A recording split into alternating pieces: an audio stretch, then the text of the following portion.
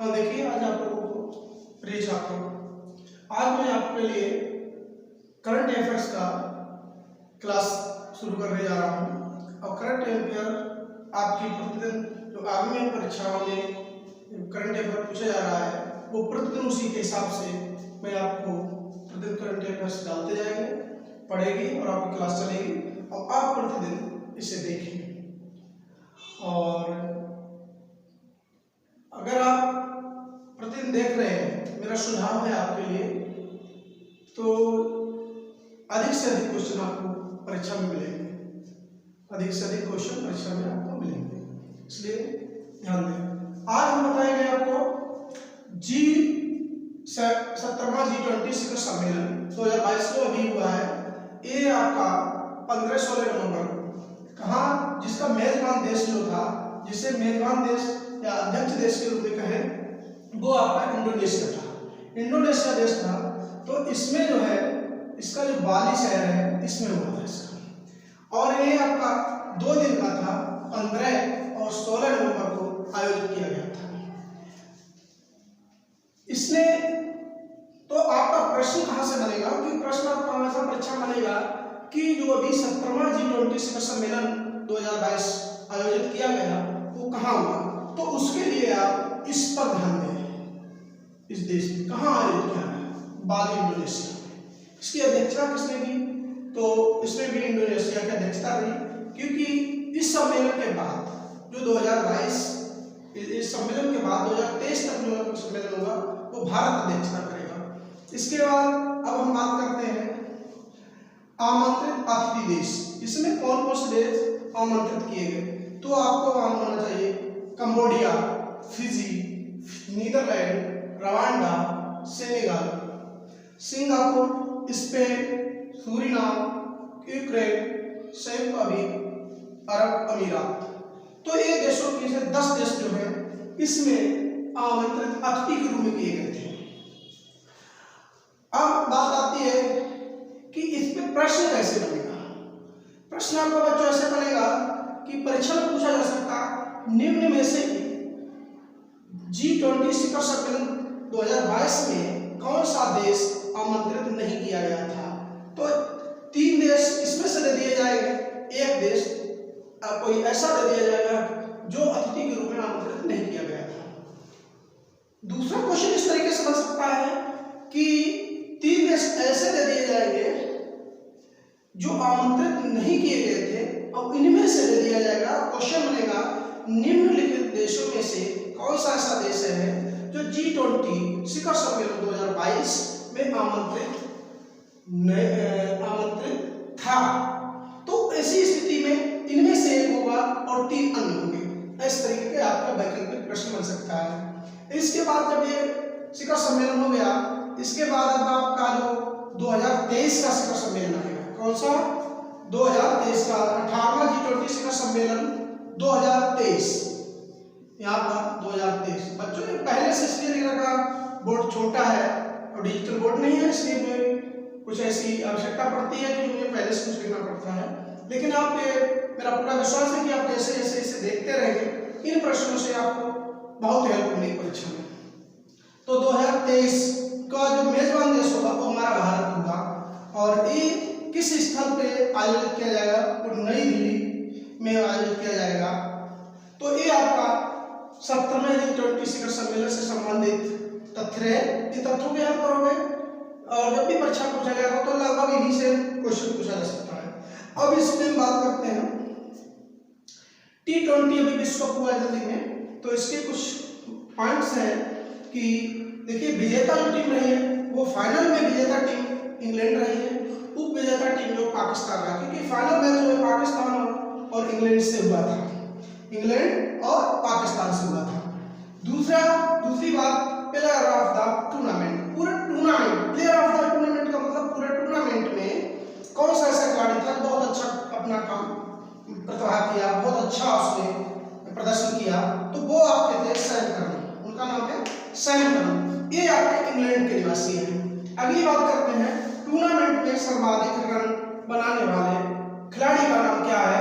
सर्वाधिक रन बनाने वाले खिलाड़ी कौन है, जो जिन्हें आप अच्छे तरीके से जानते हैं, विराट कोहली, इन्होंने 296 सर्वाधिक रन बनाए। और इसी के साथ अब हम बात करते हैं T20 में सर्वाधिक चौके। सर्वाधिक रन तो विराट कोहली ने लगाए, लेकिन सर्वाधिक चौके टूर्नामेंट में इसने सूर्य कुमार यादव ने 26 चौके लगाए।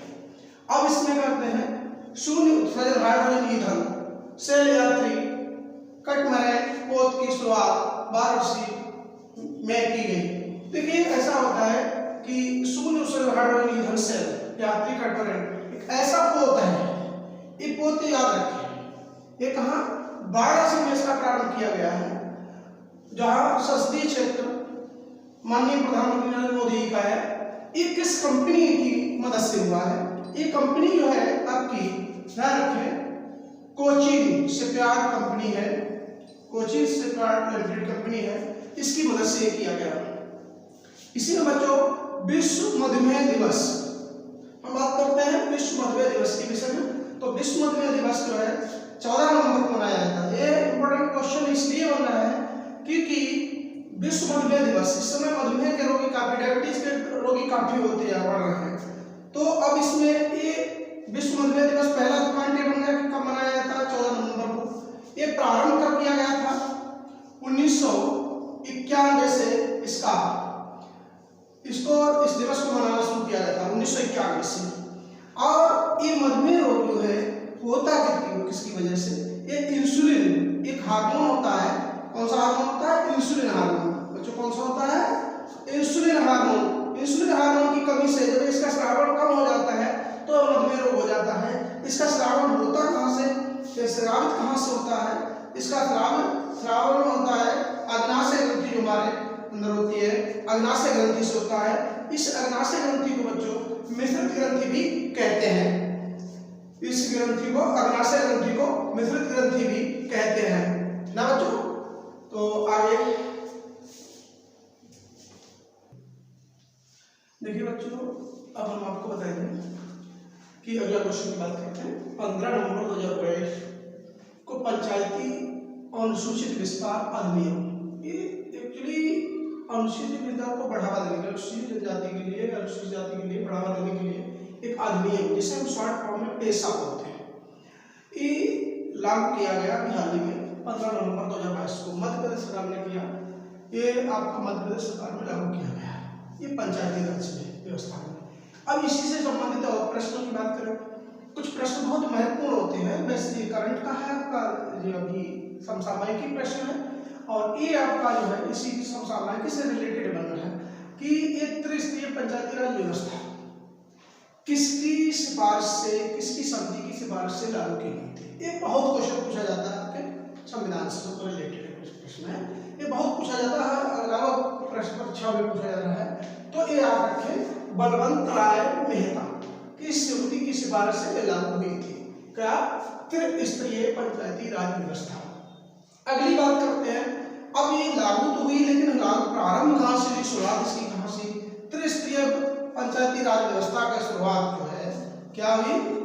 त्रिस्तरीय पंचायती राज की शुरुआत, पंचायती राज व्यवस्था की शुरुआत कहाँ से हुई? नागौर से। कहाँ से? पंचायती राज व्यवस्था की, त्रिस्तरीय पंचायती राज व्यवस्था